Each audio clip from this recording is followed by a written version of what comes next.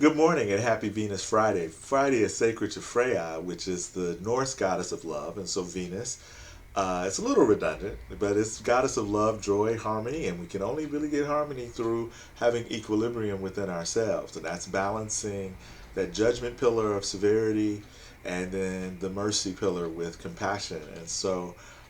Then there's that third pillar of equilibrium, and that's how we let Venus kind of drop her honey down on us. Venus in her aspect as West African Yoruba Oshun. And so Sunday morning we awaken to Mars and Venus moving from Capricorn, all heavy and governmental. And let's just send some loving energy to our people in Ukraine and also the Russians as well.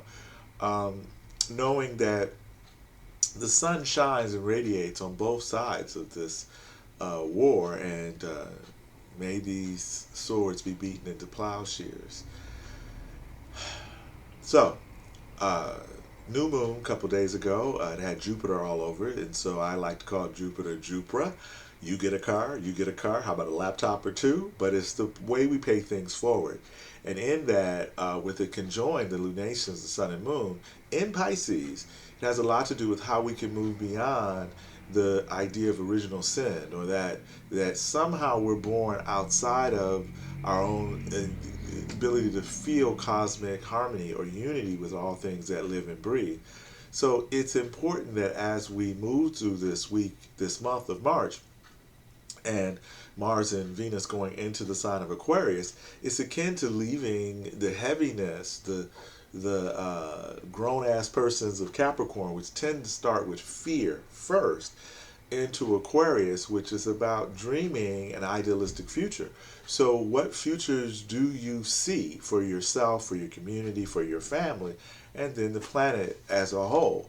And so that's Sunday morning, and we may have a lot of more things that happen early next week with the war that either move us toward progressively going towards the Aquarian age even more, or the regressing.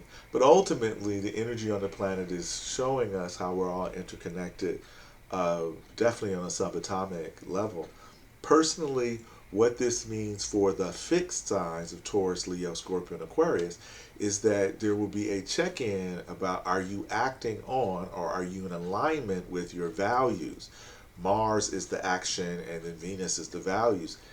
If you've been following my other work with Tavish Cardiff, Our Raw Material, the 12 pillars from mentors beginning at the equinoxes and solstices and ending 12 weeks later at wholeness, then you understand that intention, which is week 9, and then while I'm recording this, we're in week 11, which is alignment with intention.